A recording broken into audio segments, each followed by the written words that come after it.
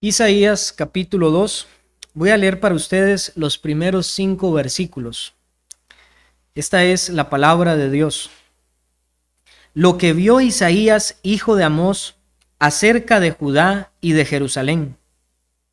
Acontecerá en lo postrero de los tiempos, que será confirmado el monte de la casa de Jehová como cabeza de los montes, y será exaltado sobre los collados, y correrán a él todas las naciones.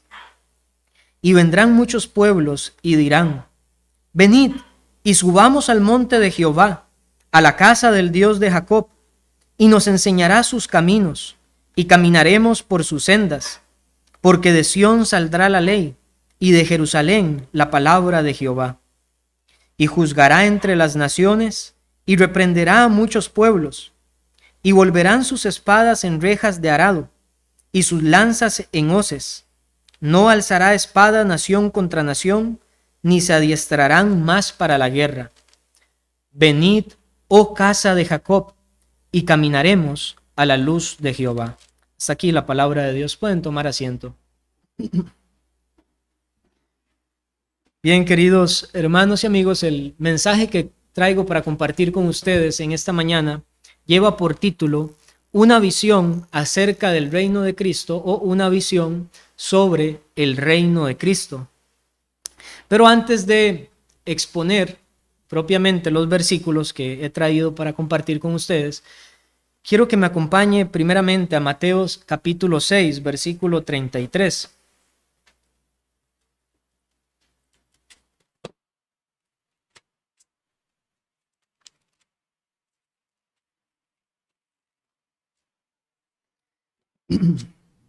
En Mateo 6:33, el Señor Jesucristo dijo lo siguiente: mas buscad primeramente el reino de Dios y su justicia, y todas estas cosas os serán añadidas. Hay un llamamiento claro por parte del Señor Jesucristo para todos los hombres, y este llamamiento es buscar primeramente el reino de Dios y su justicia.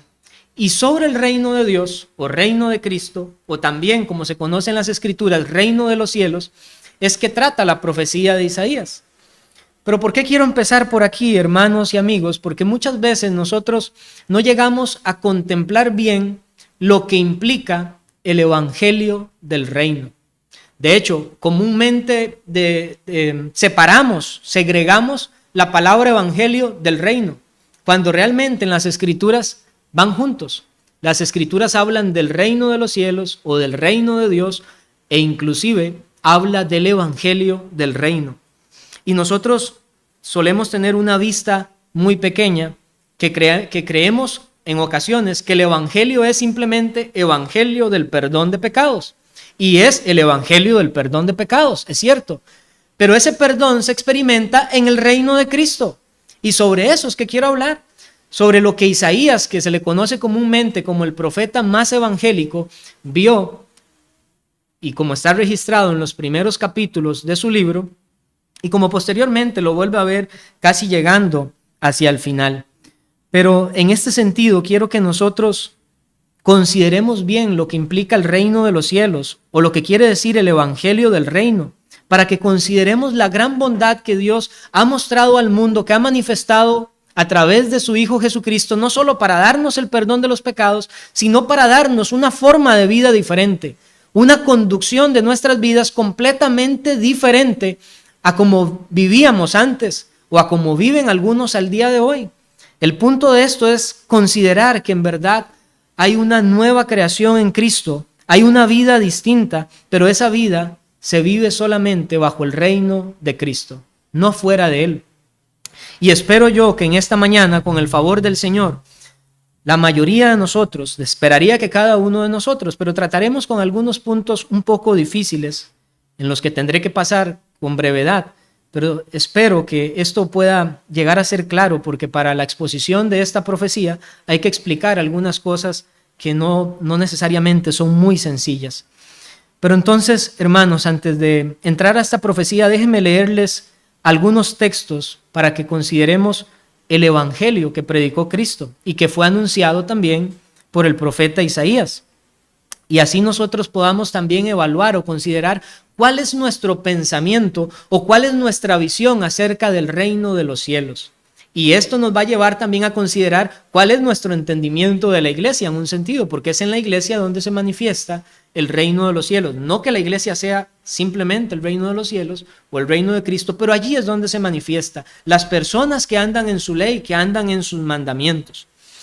Pero entonces, permítame darle algunos versículos para que consideremos esto. ¿Qué predicó Jesús? Dice en Marcos 1:14.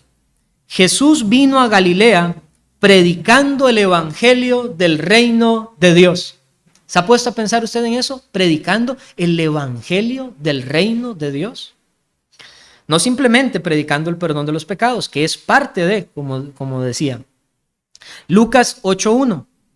Jesús iba por todas partes predicando el evangelio del reino de Dios, porque para esto había sido enviado. ¿Para qué? Para predicar el evangelio del reino de Dios. Y otro versículo más de los muchos que hay, está en Hechos 28, del 30 al 31. Hablando de Pablo, dice que Pablo permaneció 2 años enteros en una casa alquilada y recibía a todos los que a él venían, predicando el reino de Dios y enseñando acerca de Jesucristo. Este texto es clave. Dice, predicando el reino de Dios y enseñando acerca de Jesucristo. Y hermanos, no es que son dos cosas diferentes. No es que Jesús y en ocasiones los apóstoles predicaron del reino de Dios y por otro lado predicaron acerca de Cristo como que si fuesen separados. No, es lo mismo. De hecho, la Escritura lo que nos enseña es que predicar el evangelio del reino es predicar al rey de ese reino, al Señor Jesucristo. ¿Y por qué Él es rey? Esto es a lo que nos lleva a considerar todo el Antiguo Testamento a nosotros. De hecho, si hay una línea que une el Antiguo y el Nuevo Testamento, podríamos decir es Cristo. Pero si somos más específicos en la terminología de la Escritura es el reino de Dios. Los profetas anunciaron la venida del reino. Los judíos, los israelitas esperaban la venida del Mesías, que traería el reino de Dios a este mundo. Y eso nos lo muestra también Isaías. Así que vamos de nuevo, por favor, a Isaías capítulo 2. Dice en Isaías capítulo 2, lo que vio Isaías, hijo de Amós, acerca de Judá y de Jerusalén. ¿Qué vamos a estar viendo en esta mañana, hermanos? Vamos a estar viendo las 3 enseñanzas principales que nos muestra esta visión de Isaías. Esta visión de Isaías vamos a considerar en primer lugar que nos muestra que el reino de Cristo ha sido confirmado.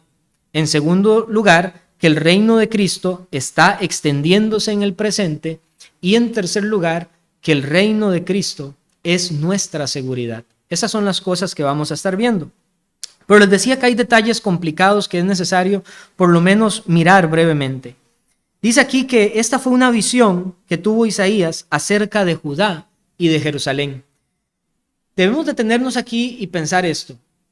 Cuando los profetas fueron inspirados por Dios y tuvieron las visiones del Señor, la visión profética no siempre tiene, aunque a veces tiene aspectos literales, no siempre cada cosa que se ve en una visión profética es literal. Más bien, la mayoría de las veces hay un lenguaje metafórico o simbólico.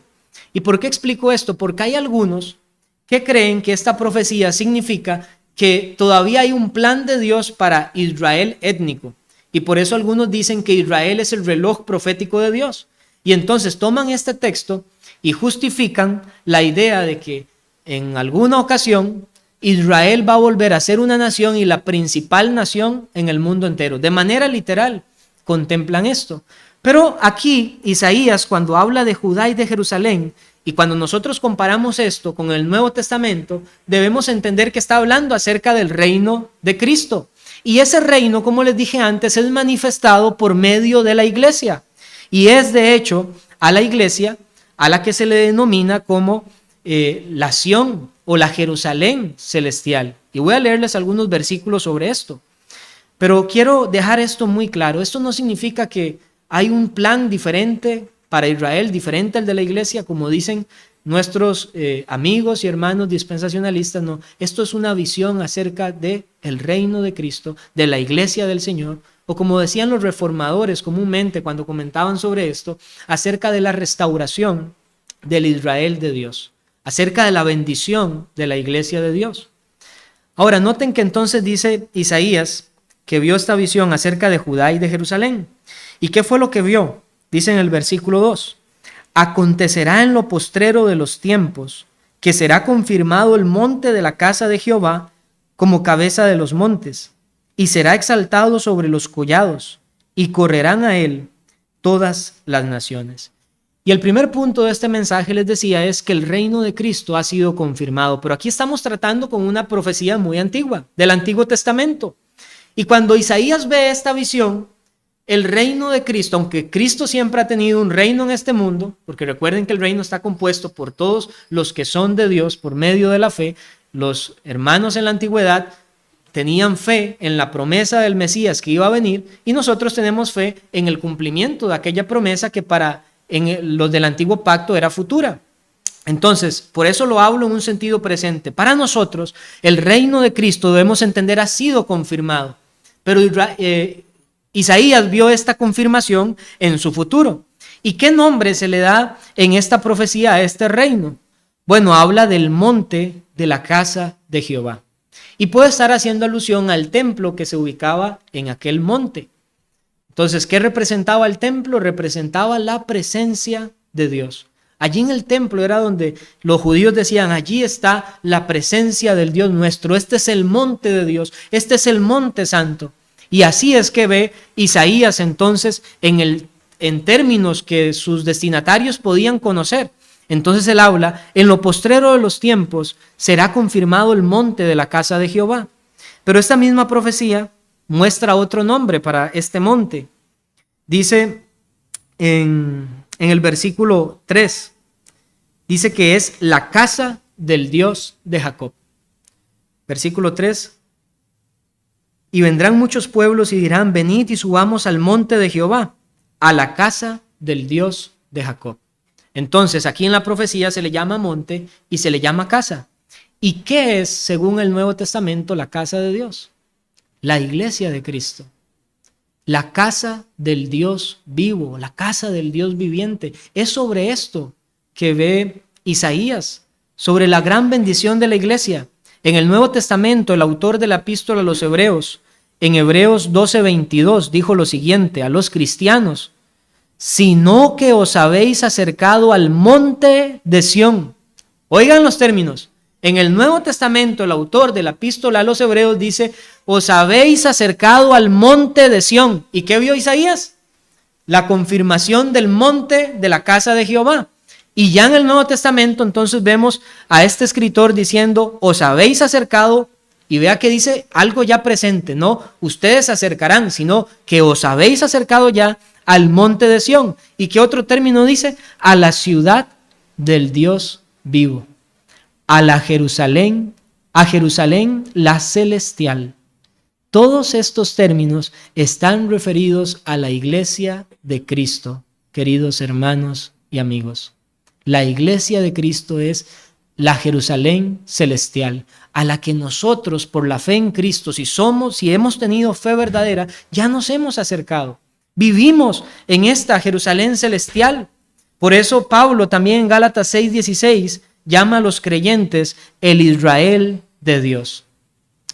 Ahora, cuando Isaías profetiza, obviamente los judíos, como él utilizó la palabra de Judá y Jerusalén, que era el contexto, los términos que ellos podían conocer, en su momento ellos pensaron, por lo menos muchos quizás, tal vez no todos, pero muchos podían pensar en una Jerusalén, literalmente una tierra buena, próspera, donde iba a ser cabeza de todas las naciones, pero ellos no entendieron la espiritualidad de la profecía. Y algunos lo entendían, como entienden todavía muchos hoy, que es algo literal. Pero esto es la iglesia de Cristo. ¿Y saben que a la iglesia se le llama nación también? La iglesia de Cristo no es una nación, no es un país que está en un lugar geográfico único, sino que realmente la iglesia de Cristo es universal. Está compuesta por todos los creyentes en el mundo entero. Y el apóstol Pedro, en 1 de Pedro 2:9, habla de los creyentes o de la iglesia como una nación santa, pueblo adquirido por Dios. Debemos familiarizarnos con estas terminologías bíblicas. La iglesia es una nación santa. Es lo que vio el profeta Isaías. Es el cumplimiento de esto. Ahora, debemos situarnos en el contexto de esta profecía de Isaías. Porque cuando usted lee Isaías capítulo 1 y lee todavía el capítulo 2, los siguientes versículos, desde el 6 en adelante, y sigue con el capítulo 3, usted se va a dar cuenta que Dios, por medio de su profeta, estaba anunciando un terrible juicio sobre Judá, sobre Jerusalén. Venía la invasión de Babilonia y Dios les estaba diciendo: a causa de su infidelidad, de sus pecados, yo voy a traer mal sobre este pueblo. Iban a ser llevados cautivos. Pero cuando nosotros nos situamos en ese escenario, debemos pensar algo. Estas personas, estos judíos, que conocían las promesas que Dios le había dado al pueblo en la antigüedad, podían estar temblorosos. Y estos judíos decían: ¿cómo? Viene el juicio de Dios, vamos a ser llevados cautivos, Jerusalén va a ser saqueada. Pero antes de anunciar en este capítulo 2 ese juicio, Dios trae esperanza al pueblo y les dice: hay una restauración para el Israel de Dios. En nuestros términos actuales, hay una restauración porque el reino de Dios, que apenas es conocido por este pequeño grupo, aquellos habitantes de Jerusalén en la tierra en aquel momento, un día, dicen en lo postrero de los tiempos, este reino se va a extender por todas las naciones. Por eso se habla, y usted verá en su Biblia que muchas dicen la universalidad del reino de Cristo. Es por eso, porque Dios estaba alentando a este pueblo: ustedes van a ser llevados cautivos, pero no crean que voy a ser infiel a mis promesas. ¿Y qué había prometido Dios a Abraham? Que de su simiente, la cual dice Pablo en Gálatas es Cristo, él iba a ser bendición para todas las naciones de la tierra. Ahora viene el juicio de Dios. ¿Qué podían pensar los judíos? Y entonces, la promesa de Dios a Abraham. Pero Dios entonces dice: no crean que he sido infiel o que seré infiel. En lo postrero de los tiempos, este reino se va a extender. Las naciones correrán a él. Vean qué lenguaje tan hermoso. Correrán a él todas las naciones de la tierra. Pero también estaba la promesa dada a David, que un hijo suyo, que no era Salomón, sino que era realmente Cristo, un hijo suyo se sentaría en el trono de Israel para siempre. Su reino sería para siempre, perpetuo. Y cuando ellos eran avisados de ese juicio, Dios entonces trae consuelo y dice, antes de dar más detalles de este juicio, Dios dice: no crean que seré infiel, traeré el reino prometido, las misericordias firmes a David. Esto lo traeré, pero ¿cuándo lo traería? Dice el texto: ocurrirá o acontecerá en lo postrero de los tiempos. Y esto es algo que también tiene alguna dificultad para nosotros. La gran mayoría de personas entiende que la referencia a los postreros días o los postreros tiempos es un periodo que abarca desde la venida física de Cristo, la encarnación, hasta su segunda venida física, cuando venga en la resurrección y en el juicio final. Entonces, la gran mayoría entienden que los postreros tiempos abarca todo ese tiempo y por lo tanto estaríamos hoy en día en los postreros tiempos. Sin embargo, no es la única manera en la que se ha entendido este concepto, digamos que históricamente.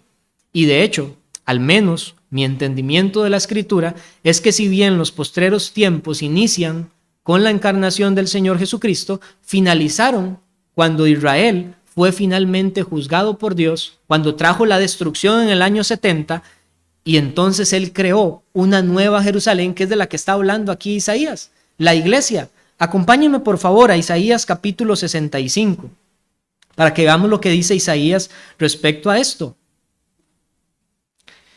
Isaías capítulo 65, y voy a leerlo en la Biblia de las Américas, la versión de la Biblia de las Américas. Dice allí, Isaías 65, 18. Pero gozaos y regocijaos para siempre en lo que yo voy a crear. Y en ese contexto está hablando de los cielos y tierra nuevos. Pero gozaos y regocijaos para siempre en lo que yo voy a crear.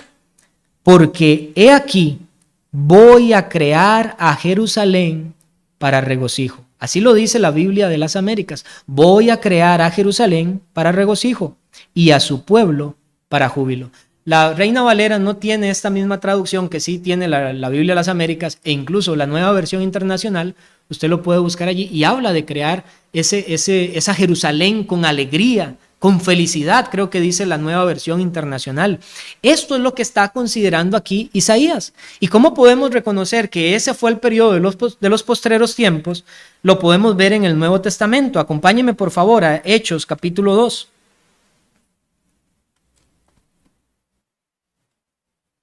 Tengo que ir rápido, hermanos, porque como les digo, no puedo detenerme mucho en esto, pero es necesario considerarlo para comprender lo que se está hablando aquí en esta visión acerca del reino de Cristo.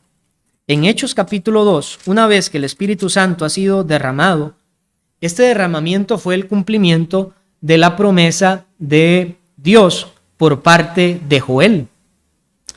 Y miren lo que dice Pedro, interpretando esta profecía. Dice el apóstol Pedro en Hechos 2, voy a leer desde el versículo 16, dice: mas esto es lo dicho por el profeta Joel.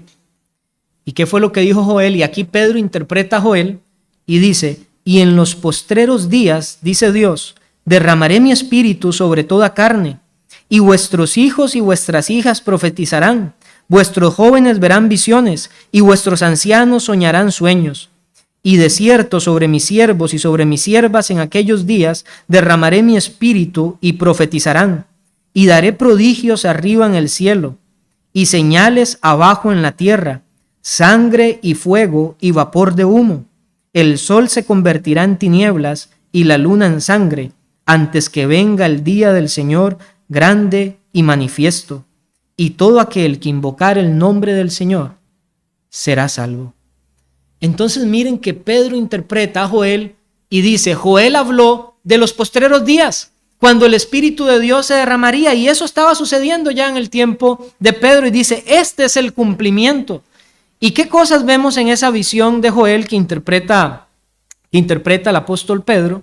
Vemos que hay derramamiento del Espíritu, vemos que hay, esto implica los dones espirituales, y hay un día de venganza, que ese día de venganza, según Jesús en Mateo 24, se refiere a la destrucción de Jerusalén por el rechazo que ellos hicieron del Mesías. ¿Se acuerdan cuando él dijo: de cierto os digo que todo esto vendrá antes de que pase esta generación? La generación que estaba en aquel entonces. Y aquí entonces debemos entender cómo estos postreros tiempos eran aquel periodo. Estos postreros tiempos vendrían a implicar la extensión del reino de Dios. Ahora, para que no haya confusión, esto no quiere decir que el reino de los cielos, en el momento en que es manifestado o inaugurado con la venida de Cristo en aquellos postreros tiempos, significa que ahora ya todas las naciones han venido a Él, porque no es lo que vemos. Como dice el autor de Hebreos, dice: Cristo cumplió la promesa o la profecía del Salmo 110, que se sentó a la diestra del Padre, y que el Padre, decía la profecía, le sujetó todo a Él, pero dice el autor de Hebreos, pero aún no vemos que todo esté sujeto a Él. Entonces, aunque los postreros tiempos, entendidos bíblicamente, es ese periodo, es un periodo de transición, un periodo especial del nuevo pacto, del antiguo pacto al nuevo pacto, sin embargo, la promesa de la que habla Isaías allí, la profecía, no ha concluido. Y por eso les hablaba del segundo punto de este mensaje, que es que el reino de los cielos no solamente ha sido confirmado, sino que está extendiéndose todavía al día de hoy. Y esto tiene que traer entonces una gran esperanza para nosotros, como la debió ser para los judíos que escucharon a Isaías diciendo: acontecerá en lo postrero de los tiempos que Dios pondrá este reino acerca de Judá y Jerusalén, en sentido espiritual, como lo más alto de todo. Y todas las naciones correrán a él. Lo que Isaías estaba diciendo era lo que entendieron siempre el pueblo judío y lo que nosotros debemos entender hoy. La venida de Cristo, el Mesías, marcaría un completo cambio en el mundo. De tal manera que hoy contamos el tiempo como antes y después de Cristo. Traería una Jerusalén espiritual, la formación de la iglesia de Dios, con el derramamiento de su espíritu el cumplimiento de las profecías. En el Salmo 85:11 se tenía esta esperanza: la verdad brotaría de la tierra y la justicia miraría desde los cielos. Y habla del Mesías poniendo sus pasos por camino para nosotros. Es lo mismo que ve Pedro, o dice Pedro en 1 de Pedro 2:21. Aunque Pedro trata con el aspecto del sufrimiento, dice Pedro acerca de Cristo en 1 de Pedro 2:21, dejándonos ejemplo para que sigáis sus pisadas.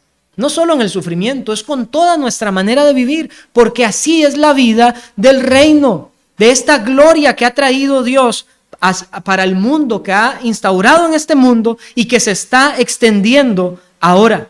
Es una Jerusalén nueva, una Jerusalén celestial, a la que pertenecen no los que nacieron en Israel, sino el que es de la fe, es un hijo de Abraham. Ese es un verdadero israelita, ese es un verdadero judío, el que es de la fe y puede llamar a Abraham entonces su padre, porque Abraham es el padre de los que son de la fe. Esto es lo que estaba viendo el profeta Isaías. Está diciendo aquí, esa nación santa, esa Jerusalén celestial que yo voy a crear, yo le entregaré dominio, yo le entregaré fortaleza, y este reino mío, a través de la iglesia, se va a extender en el mundo entero, de tal manera que correrán a él todas las naciones. Por favor, piensen esto, correrán todas las naciones hacia ese monte, hacia ese reino, el reino de Cristo manifiesto en su iglesia en este mundo. Ahora bien, debemos lidiar con el hecho de que el reino de Cristo, en segundo lugar, está extendiéndose aún en el presente y correrán a él todas las naciones. Para muchos esto es difícil de ver. Para muchos que tienen la idea de que todo va a ir de mal en peor, que el mundo se va a hacer todavía más perverso, que la maldad va a arrasar con la iglesia, con una visión que se ha denominado comúnmente como pesimista, es decir, todo va de mal en peor y yo tengo que estar acobijándome o refugiándome porque el pecado va avanzando y todo va terriblemente mal. Esa es la visión de la mayoría. Se le ha dado el nombre comúnmente de una visión pesimista de los últimos tiempos. Pero preguntémonos, hermanos, con lo que está diciendo Isaías, ¿tenemos lugar para pensar en este tipo de cosas? Ahora, recuerde las palabras de Cristo cuando le dice a Pedro, las puertas del Hades no prevalecerán contra la iglesia. Ahora, ese texto, que las puertas del Hades no prevalecerán, prevalecer significa resistir. Y note que el texto no dice que la iglesia resistirá al avance del Hades, sino que dice todo lo contrario. Jesús está diciendo, las puertas del Hades no pueden resistir. ¿Por qué no pueden resistir? Porque la iglesia va avanzando, la iglesia se va extendiendo, el evangelio va conquistando en corazones, anunciando en Cristo el perdón de pecados y tiempos de refrigerio espiritual para todos los que creen en Él. Pero lo pensamos al revés, la iglesia apenas resistiendo y pensando que va a resistir y al final todo va a ir bien porque resistimos, pero Cristo muestra lo contrario. ¿Y a quién le creemos? ¿A Cristo o a nuestro concepto del mundo? Porque les digo, hermanos, hay mucha maldad en el mundo. Y la visión de Isaías no da para pensar que es que la maldad en este mundo antes de la eternidad va a acabarse. No, no estoy diciendo eso. Pero lo que estoy diciendo es que conforme el reino de Cristo se está extendiendo según la visión de Isaías, que es un dominio universal, la iglesia va a ir obteniendo victoria sobre la maldad. Y es lógico, pensemos en una familia, un ejemplo, un microejemplo, un pequeño ejemplo. Pensemos en una familia de 5 personas. Supongamos que el padre primero llega a la fe. Antes de llegar a la fe, esa familia está llena de muchos problemas. Llega el padre, esos problemas se apaciguan un poquito aunque sea. Después llega la esposa y después llegan sus hijos. ¿Ustedes creen que no hay una manera de vivir diferente en esa familia cuando todos han sido afectados por el mensaje del evangelio? Claro que sí. Y lo mismo es el mundo. Y pensemos cuántos eran los seguidores de Cristo antes del derramamiento del Espíritu. 120 personas en un aposento. Me gustaría que usted viera cuántos millones de creyentes hay en países incluso donde hay persecución. Hay millones de creyentes a pesar de la oposición, pero eran como dice el Salmo, un puñado de grano en la tierra, pero después hizo temblar la tierra. No es que es por el poder nuestro, es por el evangelio que nosotros proclamamos. Ese tesoro que tenemos en vasijas de barro es el poder de Dios y el cumplimiento de Dios, de la iglesia avanzando con poder. Y pensemos entonces, ¿qué causa que este reino se extienda? Porque ciertamente nosotros nacemos, dice la Escritura, muertos en nuestros delitos y pecados, y dice la Escritura que no podemos cambiar, como el etíope no puede cambiar su piel, ni el jaguar o el leopardo sus manchas más bien, nosotros tampoco podemos lidiar con nuestro pecado y cambiarlo. Nosotros, dice la Escritura de manera categórica, que no podemos buscar a Dios por nosotros mismos. Incluso dice Pablo a los romanos que el hombre natural no puede hacer la obra del Espíritu, no puede seguir a Dios, no puede seguir la ley espiritual, ni tampoco quiere. No quiere. Ahora entonces, tal vez aquí pueda haber un problema para algunos. ¿Y cómo puede ser posible que el reino de Cristo siga extendiéndose en este mundo cuando la Biblia misma dice que el hombre no quiere ni puede sujetarse a la ley de Dios? Y aquí es donde debemos considerar la razón entonces. Y hay varias razones. En primer lugar, hermanos y amigos, el reino de Cristo se sigue extendiendo en este mundo por causa de su rey. El rey es Cristo. En Juan 12:32, oigan esto, Juan 12:32, miren las palabras de Cristo. Y yo, si fuere levantado de la tierra, a todos atraeré a mí mismo. No es que los predicadores del evangelio sean los mejores para predicar el evangelio. Aún los predicadores tenemos muchos fallos para predicar. No es el poder, como les dije antes, de los hombres. Este reino se extiende por causa de Cristo, por el decreto de Dios que le prometió al Hijo, como dice el Salmo 2, pídeme y te daré por herencia. ¿Se sabe usted el Salmo? Las naciones.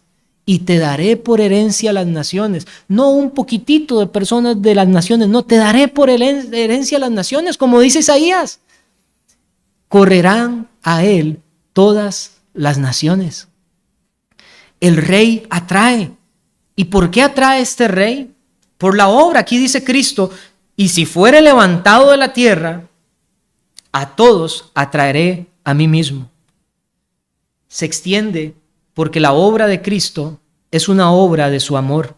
Dice en 1 Juan 4:10, en esto consiste el amor, no en que nosotros hayamos amado a Dios, sino en que Él nos amó a nosotros y envió a su Hijo en propiciación por nuestros pecados. Noten esto, amigos. ¿Por qué antes les empezaba a hablar de lo que se dice en la Escritura, de que Cristo predicó el Evangelio del Reino, de que Pablo predicó el reino de Dios y de Jesucristo? Porque la predicación del Evangelio del Reino enseña esto. El reino donde gobierna este rey es el lugar, o es la proclamación de ese reino, lo que trae esperanza a nuestros corazones. No podemos hacer nada para nuestra propia voluntad seguir a Dios, pero Dios dice que Él tiene todo el poder para traernos a Él. Y si fuere levantado de la tierra, a todos atraeré a mí. ¿Pero cómo lo hace? Lo hace poniendo al hombre a contemplar su obra de amor, como hemos visto en 1 Juan 4:10. El Padre manifestó su amor al mundo, enviando a su propio Hijo Jesucristo a morir por nuestros pecados. Por eso Pablo decía, el amor de Cristo me constriñe, el amor de Cristo me oprime. ¿No le oprime a usted el amor de este Padre Celestial que entregó a su Hijo unigénito para morir en la cruz, siendo Dios, para morir en la cruz por miserables pecadores como nosotros? ¿No crea algo en su corazón? ¿No le impacta? Bueno, el impacto puede venir por medio del Espíritu de Dios. Así es que Cristo trae. ¿Por qué le amamos a Él? Porque Él nos amó primero. Y ese es el mensaje que proclama el Evangelio del reino de Dios. Este rey es maravilloso. Hizo una obra que le fue encomendada desde la eternidad. El Padre manifestó en Él su amor. Y en la cruz tenemos el testimonio de Dios diciendo a pecadores como nosotros, mira, he dado a mi Hijo unigénito para que todo aquel que en Él cree no se pierda, mas tenga vida eterna. Así es que Dios trae, con cuerdas de amor, atrae a los suyos. Con cuerdas de amor, si estamos buscando al Señor, si usted busca al Señor, si usted está deseando la salvación de su alma, ese deseo que usted tiene es la corriente ya del Espíritu de Dios que está trayéndole. Y probablemente ya usted ha meditado en esta obra de gracia de Cristo. Y los que ya tenemos certeza de estar en Cristo, debemos de pensar esto: no estamos aquí queriendo escuchar más de Dios, conocer más de nuestro Señor Jesucristo, porque hemos sido muy inteligentes para saber que esto es lo mejor. Es por la gracia de Dios, por su Espíritu, que nos mueve, que nos guía a la verdad. Y este reino de Cristo, además, hermanos y amigos, se extiende a causa del amor de los siervos del Rey. Noten lo que les estoy diciendo. La profecía dice, la visión de este reino es que este reino iba a ser universal. No se iba a quedar en una pequeña región del mundo, como lo fue en el Antiguo Testamento, en Jerusalén. Después de ahí no había ninguna nación a la que Dios le hubiera dado sus leyes. Eran un pequeño grupo en todo el mundo. Pero Isaías tiene esta visión para animar al pueblo que iba a entrar en un juicio, para decirles, no todo está terminado. Voy a crear una nueva Jerusalén, una Jerusalén feliz, donde abunde el gozo del Espíritu. Y esta Jerusalén se va a extender por los confines de la tierra, conforme a la promesa de Dios al Hijo, de darle por herencia a todas las naciones de la tierra. Pero ¿cómo lo hace Dios? Y esto está relacionado a lo que vimos en el estudio de esta mañana. Lo hace por medio de sus hijos, por medio de su pueblo. Como les dije esta mañana, Dios podía hacer las cosas así, inmediatamente. Convertir a todos los que ha determinado convertir y salvar y listo. Pero Él ha determinado que el evangelio del reino sea fielmente predicado por esa nación santa que Él ha apartado, por la nueva Jerusalén, por la iglesia de Dios, la ciudad de Dios. Y el amor de los siervos de Dios es lo que hace que este reino se extienda. Miren el texto en el versículo 3, en Isaías 2:3. Y vendrán muchos pueblos y dirán, venid y subamos al monte de Jehová. ¿Quién es el que está hablando allí? ¿Es Dios? No es Dios. Son los pueblos que han conocido a Dios y que están en este reino. Los santos, los que han contemplado la bondad de Dios, que son parte de su reino ahora, dicen a los demás, venid y subamos a la adoración a Dios. Caminemos juntos, vamos al monte de la casa de Dios. Allí nos enseñará sus caminos. Así es que Dios ha determinado que todo aquel que comprende el evangelio del reino, que se aferra a él por fe, también sea un instrumento en sus manos. Y es a causa de usted, hermano creyente, hermana creyente, que Dios va extendiendo su reino en este mundo y cumpliendo así las profecías bíblicas. Porque Dios no es hombre para que mienta, ni hijo de hombre para que se arrepienta. Ahora, ¿considera usted la gran responsabilidad que tiene de hacer avanzar el reino de los cielos? Así lo ha determinado Dios. Dice, el apóstol Pedro en 1 de Pedro 2:9 dice, nación santa, pueblo adquirido por Dios, para que anunciéis las virtudes de aquel que os llamó de las tinieblas a su luz admirable. Ahora, permítame poner en consideración otro pensamiento aquí. ¿Qué implica? Y esto es importante, ¿qué implica que el reino de los cielos se esté extendiendo todavía? ¿Sabe qué implica eso, amigo? Implica que aún hay lugar para pecadores. Implica que usted puede tener todavía esperanza de que Dios puede cambiar su corazón, darle un nuevo corazón, darle una nueva vida, de que las puertas de este reino no se han cerrado. Cuando usted contempla esto, usted tiene que pensar como que si Cristo le estuviera diciendo esto, aún hay lugar para ti si quieres venir a mí. Yo soy la puerta de este reino, te dice Cristo. Aún hay lugar. Él subió al cielo para preparar moradas para los suyos. Tal vez usted duda con sus pecados y tal vez usted dice, yo no sé si Dios me perdonará a mí. He visto que ha perdonado a otros, he visto que ha hecho un cambio de vida en otros, pero yo no sé si me perdonará a mí. La proclamación del evangelio del reino anuncia también el perdón de los pecados en su nombre. Y mientras este reino siga extendiéndose, para usar la terminología bíblica, hay esperanza todavía para el perro vivo que no tiene el león muerto. Hay esperanza para ti. Niños, hay esperanza para ustedes. Pero es una gran necesidad que, como dice la profecía aquí, corramos a ese monte de la casa de Jehová, nos refugiemos en Él, que creamos a Dios. Corre, apresúrate a acudir a Cristo. Corre a refugiarte en Él y Él te dará parte en su glorioso reino. El reino de los cielos está abierto y Cristo es esa puerta. Entrad por esa puerta de salvación que es Cristo. Pero si lo buscas en tus obras, si lo buscas en supuestos méritos personales, esa puerta sí va a estar cerrada para ti. Porque la salvación, el perdón de los pecados, la gloria de habitar en esta Jerusalén nueva que es la iglesia que Dios ha creado, no tiene una entrada por méritos, por obras. Dice la Escritura, no por obras, para que nadie se gloríe. Es solamente por la confianza en Cristo, por la justicia de la obra que Él ha hecho en la cruz del Calvario. Y es por esa misma obra que Él ha sido levantado en su resurrección, que los que confiamos en Él también seremos resucitados en la resurrección de entre los muertos. Pero es a Cristo al que debes buscar. Y este reino, entonces te digo, está abierto. Pero finalmente, les he dicho que este reino está abierto y que este reino es donde nosotros debemos refugiarnos. Alguien podría decir, bueno, ¿cómo me habla de refugiarme en el reino si tengo que refugiarme en Cristo? Una vez más les digo lo del principio. No podemos separar al rey de su reino. Estamos hablando de la iglesia que Dios ha creado. ¿Y cómo se le llama a la iglesia en el Nuevo Testamento? El cuerpo de Cristo. ¿Puede usted decapitar a Cristo? No lo puede hacer. Estamos en unión con Él en un mismo espíritu y nuestro refugio está solamente en el reino. Nuestra seguridad está en Cristo y su reino. ¿Y por qué, hermanos, entonces, finalmente, en el reino de Cristo está nuestra seguridad? ¿Por qué? Debemos de considerar por qué decimos que en el reino de Cristo está nuestra seguridad.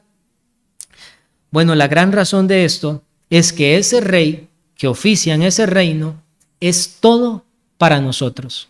Y hay dos funciones que Cristo hace que se muestran de manera categórica en esta visión de Isaías acerca de este reino del Señor. Dice, venid y subamos al monte de Jehová, a la casa del Dios de Jacob, y nos enseñará sus caminos, y caminaremos por sus sendas, porque de Sión saldrá la ley, y de Jerusalén la palabra de Jehová. Ahora, ¿cuáles son los tres oficios del Señor Jesucristo? Él es profeta, sacerdote y rey. De manera implícita les he estado hablando del oficio sacerdotal de Cristo. Él intercede por nosotros para que nosotros podamos entrar a este reino. Él es el que nos traslada del reino de las tinieblas al reino de su luz admirable. Pero hay dos oficios marcados de manera explícita aquí respecto a Cristo en este reino. Venid y subamos, dice, nos enseñará sus caminos. Este es el oficio profético de Cristo, el oficio de maestro. Él nos enseña por su espíritu. Cuando Pablo habla a los efesios, dice, ustedes no aprendieron así de Cristo. Pero ellos no escucharon personalmente a Cristo predicándoles.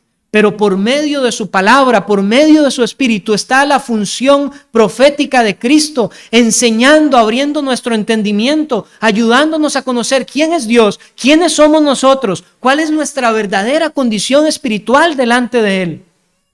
Por eso en este reino es donde está nuestra seguridad. Teniendo a este rey como profeta, como sacerdote, y valga la redundancia, como rey.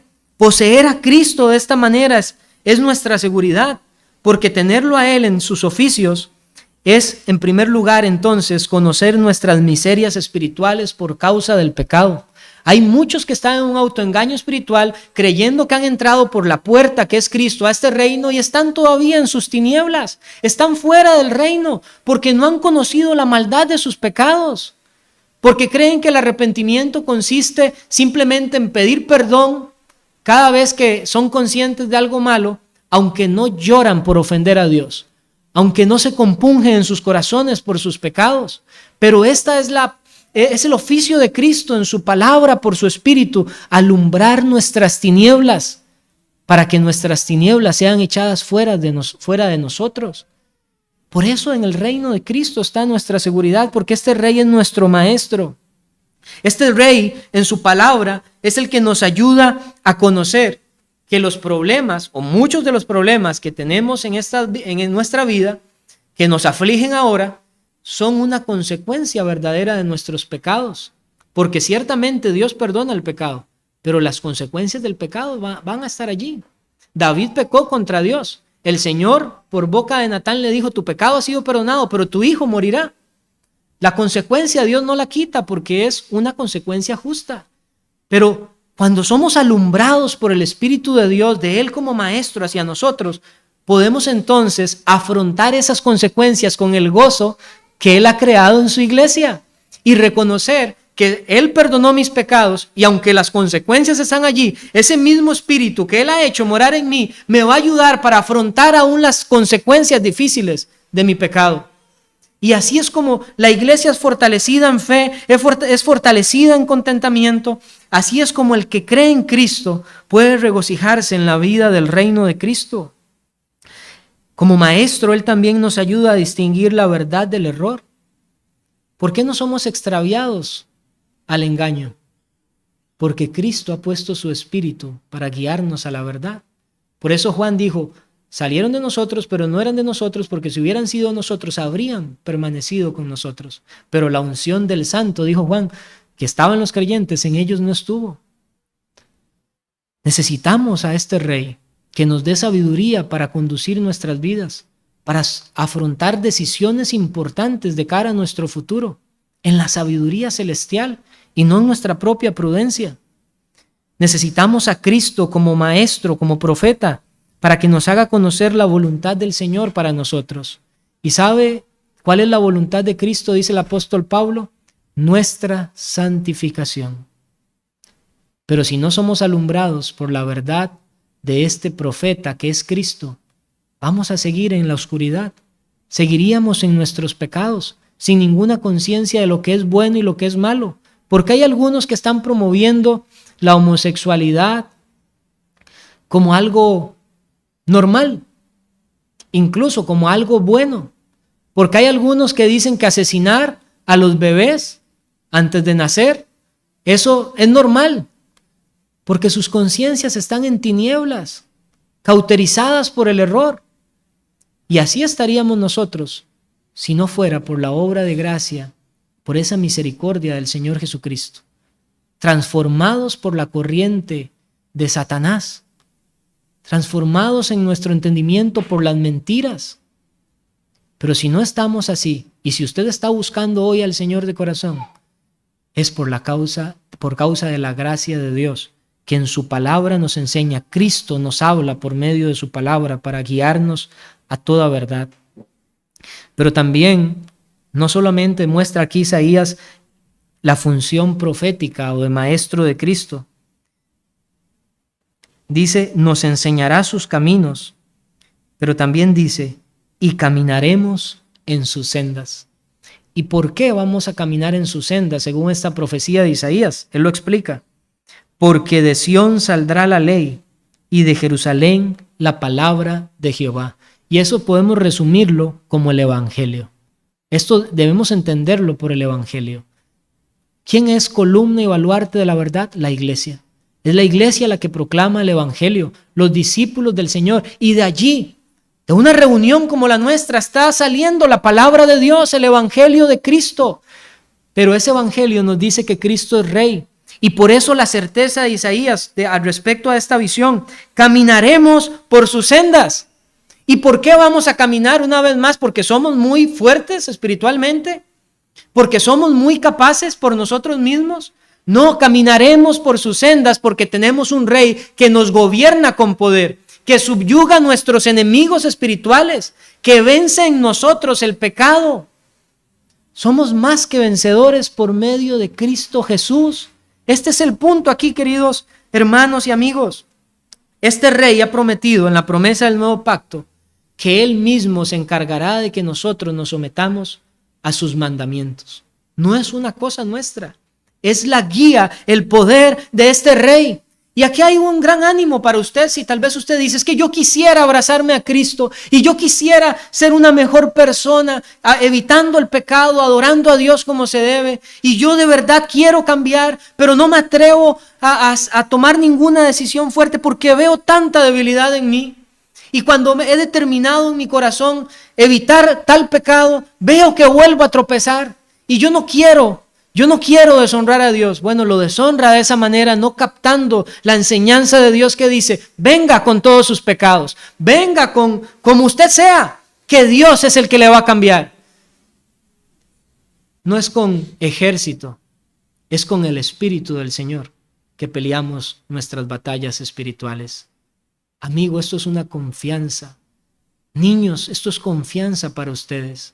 No importa cuánto pecado vean en sus vidas, este Rey, de este reino que se está extendiendo, que le está anunciando a usted por la fe en Cristo el perdón de los pecados, es el que le dice, venga y yo le cambio. No debemos esperar cambiar para ser aceptos delante de Él. No es que Él nos cambie a nosotros, porque no podemos hacer nada para cambiarnos a nosotros mismos. Este Rey subyuga a nuestros enemigos, venciendo en nosotros, como les decía en 1 Juan 5:4. Esta es la victoria que ha vencido al mundo, nuestra fe. Pero es Cristo por medio de la fe. Hemos vencido al mundo. Y si usted cree en Cristo, será vencedor del mundo. Él también fortalece a su pueblo, dándole fuerzas que no tenemos por nosotros mismos. En 2 de Tesalonicenses 3:3, y lo leo en la Nueva Versión Internacional, dice lo siguiente: pero el Señor es fiel, y Él los fortalecerá y los protegerá del maligno. Miren esto, somos tentados, somos bombardeados por los ataques del maligno, pero la promesa del Señor para usted, si cree en Cristo, si se refugia en este reino que es la única seguridad para nosotros pecadores, Dios le promete que Él le guardará y le protegerá de los ataques del maligno. ¿No es esto una promesa maravillosa? Pero fuera de este reino estamos propensos a recibir todas las dagas del maligno. Todas las flechas de Satanás están contra nosotros y Él no va a fallar, porque nuestro único refugio y seguridad es el reino de Cristo. Y por eso debemos correr a este reino. También este Rey, este Jesucristo como Rey de su reino, libra a los suyos del juicio. Juan 6:37 dice la versión de las Américas: todo lo que el Padre me da vendrá a mí, y al que a mí viene, de ningún modo le echaré fuera. ¿Por qué leo esta traducción? Porque esta traducción es un poco más literal que la versión Reina Valera. En el griego hay una doble negación, por eso aquí dice de ningún modo, pero es no, nunca echaré fuera, literalmente. Esto es lo que hace este Rey, que tiene el poder para doblegar nuestros enemigos, para doblegar nuestro corazón en humillación y en adoración a Él. Y este es el Rey que tiene todo el poder para decirnos en su poder que al que Él va, el que se refugia en su reino, no, nunca, de ningún modo, jamás le echará fuera. ¡Qué gozo escuchar un mensaje como este! ¿Cuál carta de amor va a usted a encontrar un mensaje como este? Ni el novio o el marido más romántico puede escribir algo tan tierno como esto. Nunca le echaré fuera. No tendrá parte en el juicio que caerá sobre los impíos. ¿Y quiénes son los impíos? No son los drogadictos que andan allí, ellos son impíos claramente. No son los adúlteros que son claramente adúlteros. Los impíos son todos aquellos que se mantienen fuera del reino de Cristo, del reino de los cielos, los que no han nacido de nuevo, porque Jesús dijo que nadie que no naciere de nuevo puede ver el reino de Dios.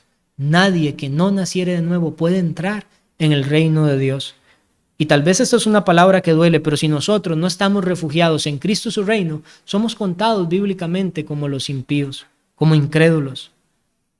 Pero miren qué promesa. Esa es la promesa que el Señor te hace. Ven a Él y nunca, jamás te echará fuera. Te guardará del día del juicio. Ahora, Isaías anunció esto como una esperanza por causa del juicio que vendría sobre ellos en la invasión sobre Jerusalén. Pero el mismo Isaías, más adelante, después del versículo 5, a partir del 6, él va a señalar, ahora sí va a entrar en detalles del juicio que Dios iba a traer. Y dice en el versículo 11, la altivez de los ojos del hombre será abatida, y la soberbia de los hombres será humillada, y Jehová solo será exaltado en aquel día. Así será también el día del juicio final. Aquel soberbio, aquel que no ha humillado su corazón en arrepentimiento delante de Dios, ese será abatido. No tendrá parte en su reino, será completamente echado a la perdición de las tinieblas de afuera, al fuego que nunca se apaga. ¿Y por qué has de perecer, amigo, amiga, niños? ¿Por qué han de perecer cuando se les anuncia el evangelio del reino de Dios? Puedes abrazar a este Cristo por la fe. Pero no quiero cerrar mi mensaje sin señalarte cómo poder ser parte de este reino. Porque de nada sirve si te hablo de lo grandioso que es el reino, si no sabes cómo formar parte de este reino. Te he dicho que nadie que no naciere de nuevo puede ver el reino de Dios, pero nosotros no hicimos nada para nacer del vientre materno y tampoco podemos hacer nada para nacer espiritualmente. Entonces, ¿cómo podemos entrar a este reino? Bueno, si entendemos que no hay nada que podamos hacer, el único camino a tomar es humillarnos como un mendigo delante de Dios, extendiendo nuestras manos suplicantes como aquel ciego que quería su milagro y le decía: Jesús, hijo de David, ten misericordia de mí. Así tenemos que rogar. Somos conscientes de que no podemos hacer nada por nosotros mismos, pero este texto nos ha dicho, o hemos visto por este texto, que el reino de los cielos se sigue extendiendo, que el propósito de Dios es que todas las naciones de la tierra confluyan a este reino como ríos que van a él. Entonces eso nos da la esperanza de que aunque no podemos, Cristo ofrece una invitación verdadera. Él no quiere la muerte del impío. Él llama a pecadores como nosotros al arrepentimiento, y lo que tienes que hacer es doblegar tu corazón a este rey y decirle. No tienes que usar mucha elocuencia. Tal vez alguien dice que yo no sé orar muy bien. No importa. Jesucristo en una parábola habló de un publicano que se arrepintió y su oración fue tan corta como esta: Dios, sé propicio a mí, pecador. Como un pecador que te reconoces pecador, debes humillarte y decirle también: Señor, perdona mis pecados. Dame un nuevo corazón, porque sin ti me muero. Raquel dijo: si no me das hijos, muero. Y tuvo hijos y murió. Pero con la salvación sí deberíamos decir esto: si no me das hijos, porque esta es la mayor bendición, si no me das tu salvación, muero. Dame tu salvación, Señor. Y si Él te la concede, y te la concederá si tu súplica es verdadera, entonces morirás feliz. En el día que sea el día de tu muerte, morirás feliz, porque tienes en Dios, en Cristo, una herencia incorruptible, inmarcesible, reservada para ti en el reino de los cielos. Nada más acércate a Él con fe. ¿Qué es la fe? Es la convicción firme en las promesas del Señor que son verdaderas. Que si crees y te arrepientes serás salvo. Es despojarte de cualquier mérito personal, de cualquier idea de justicia propia. Es abrazar a Cristo y su obra en la cruz del Calvario. Y esta fe conduce al arrepentimiento, que es un aborrecimiento y un alejamiento del pecado para volverse a Dios. Pero una vez más, ¿sabes quién hace eso? Lo hace Dios. Versículo 4. Y juzgará entre las naciones y reprenderá a muchos pueblos, y volverán sus espadas en rejas de arado y sus lanzas en hoces. No alzará espada nación contra nación, ni se adiestrarán más para la guerra. ¿Quién provocó ese cambio? Hombres armados, hombres furiosos, queriendo tener venganza los unos de los otros. ¿Quién hace este cambio? Dios. Es lo que dice: esto acontecerá en su reino. Él cambiará las armas de guerra por armas agrícolas, es decir, una vida tranquila de siembra, de cosecha, y esta cosecha es paz en el reino de Dios. Permítame leerle lo que comentó Juan Calvino, el reformador, sobre esto, sobre este texto. Él dijo lo siguiente: nada es más deseable que la paz, pero mientras todos imaginan que la desean, cada uno la turba con la locura de sus lujurias, porque el orgullo, la codicia y la ambición llevan a los hombres a rebelarse unos contra otros con crueldad.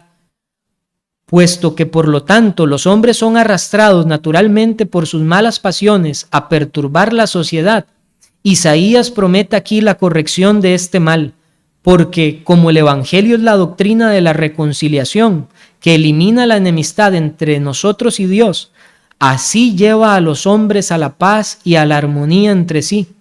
El significado equivale a esto: que el pueblo de Cristo será manso y, dejando a un lado la fiereza, se dedicará a la búsqueda de la paz. Esta es, hermanos y amigos, la obra de Dios. Él cambiará, si acudes a Él con fe, en arrepentimiento, Él cambiará tu mal carácter, Él quitará tu lujuria, Él sacará de ti tu deshonestidad en los trabajos, Él quitará tu ambición por las cosas del mundo que van a conducirte a la destrucción si permaneces en ello. Si vas con fe a Cristo, verás una vida nueva. Él mismo hará que andes en sus mandamientos. La pregunta es, ¿habrá alguna razón para que no acudas a Él con todas estas promesas que ofrece en su reino? Como embajador del Señor Jesucristo, yo te digo ahora, como dice el versículo 5 de Isaías: venid, oh casa de Jacob, y caminaremos a la luz de Jehová. Ve a Cristo, acude a Él, buscad primeramente el reino de Dios y su justicia. Vamos a orar.